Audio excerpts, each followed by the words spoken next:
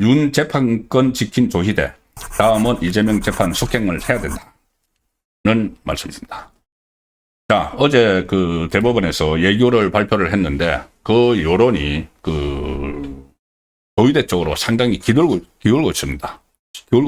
핵심은 이거죠.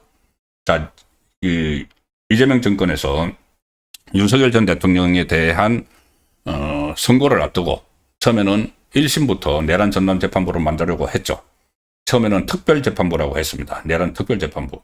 그런데 여기에 이 입법부가 개입을 하니까 위헌 논란이 있으니까 입법부를 빼고 법무부를 넣었죠. 여기도 또 위헌 논란이 있으니까 아예 그러면 법원 그 판사들이 추천위원회를 구성을 한다. 전담재판부 판사 추천위원회를. 그래서 또 꼼수를 썼죠. 법관회의 3명하고 이 전국 법관 그 대표자 회의, 좌파가 장악을 하고 있는 거기에서 6명이 추천한다. 그런데 이것도 또 위헌이다.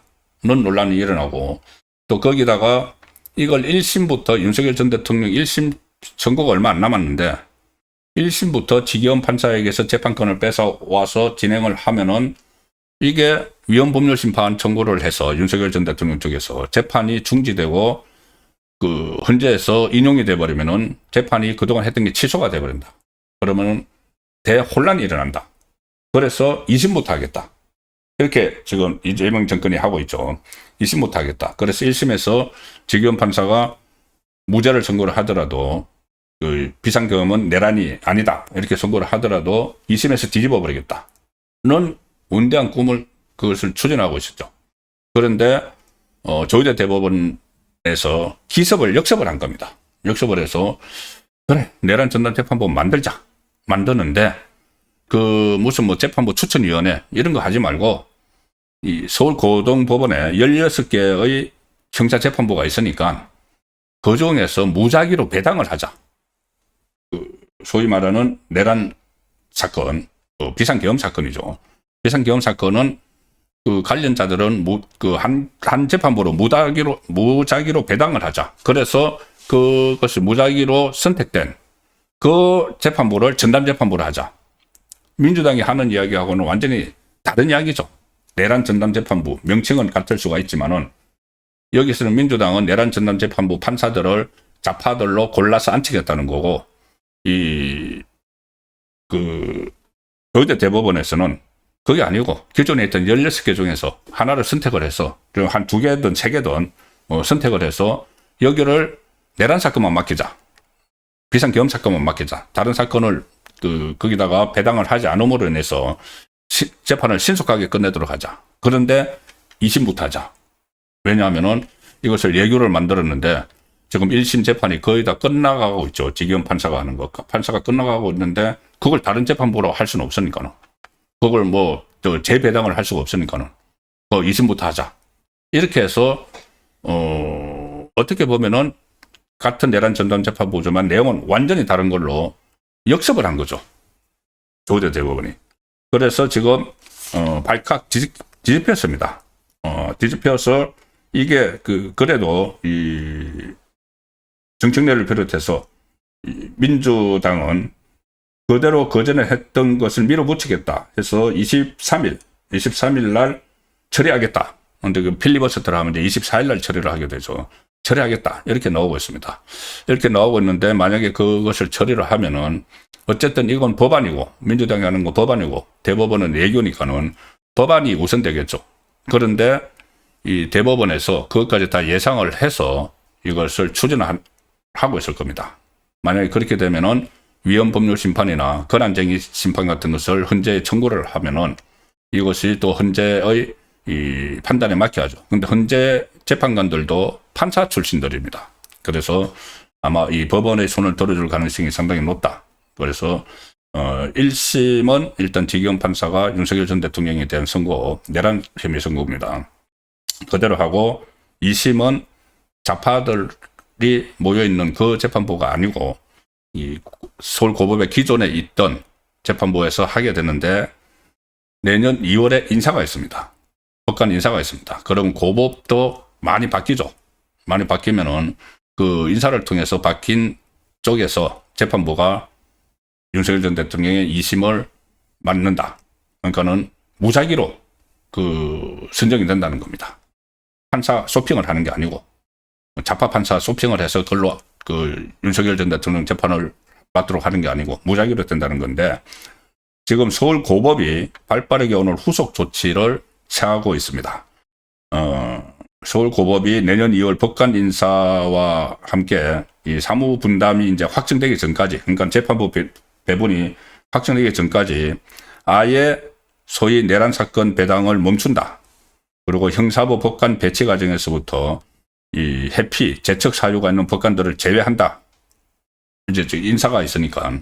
그러니까 윤석열 전 대통령과 어떤 뭐 관련이 있다거나 연수원 동기라든가 이런 사람들은 제척을 한다. 그러니까 아주 구체적이고 디테일한 부분까지 막 지금 만들고 있죠. 이게 이렇게 서울고법이 서울 그 대법의 지침에 따라서 이렇게 만들면은 민주당이 이걸 완전히 무시하고 법안을 통과하기가 상당히 어려워집니다. 이렇게 디테일하게 되고 있고, 또 잠시 후에 설명을 드리겠지만은 여론이, 언론이 지금 조이대 손을 들어주고 있습니다.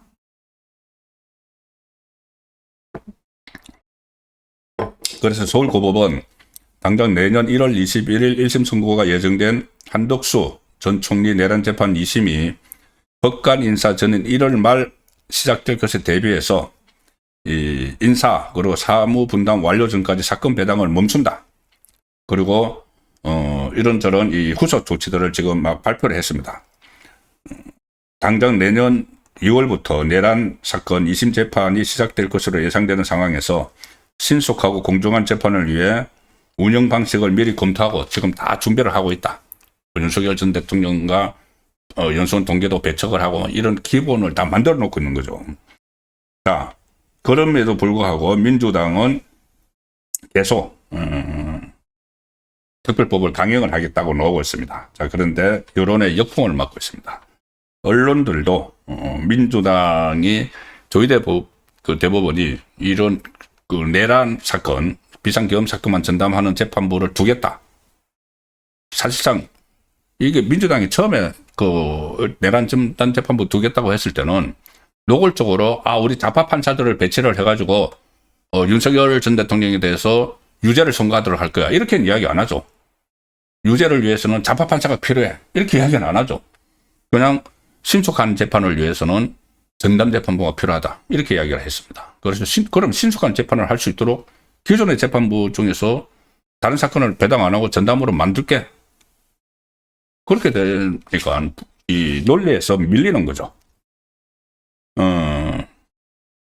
자, 그래서 이 언론들이 지금 조희대 그 안에 대해서 힘을 실어주고 있습니다. 그래서 민주당이 과연 이것을 법안을 처리할까 싶은데, 매일경제 사설, 내일자 사설이겠죠. 조금 전에 언론에 떴으니까 한번 보여드리죠. 매일경제는 일단 좀 중립에서 약간 좌측으로 가 있는, 제 판단이 그렇습니다.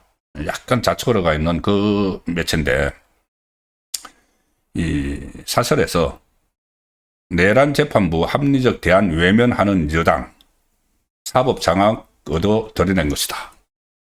조희대 편을 들죠. 뭐 내용은 지금 다 뭐 제가 말씀드린 그런 내용입니다. 민주당 주장대로면은 민주당이 민주당 수정안과 대법원 대안의 실질적 차이점은 전담 재판부 법관을 진보 판사 모임이 추천하느냐 무작위로 하느냐가 거기 딱 달려있죠. 민주당은 내란 전담 재판부 설치법을 발의를 하면서 신속 공정한 재판을 목적으로 적시했습니다. 제가 말씀드린 것처럼 좌파 판사가 재판해야 돼 이렇게 못하죠. 그래서 신속 정확 이렇게 적시를 했는데, 그러면 민주당 주장대로면 무작위 배당은 공정하지 않고 진보 성향 법관이 진행하는 재판만 공정하다는 이야기가 된다. 정치적 가치를 절차적 정의와 법적 공정보다 상위에 두는 위험한 세계관이다. 자, 정청래는 또 조희대 대법원장을 폄훼했는데 지금 사법부를 보는 여당의 인식이 참으로 놀랍다. 지금은 그 전에 민주당 쪽에서 내란 전담 재판부를 계속 힘을 실어주던 언론도 지금 조의대 방안이 나온 뒤로 그쪽으로 쏠리고 있습니다. 한겨레 신문은 오늘 그런 논조를 썼습니다.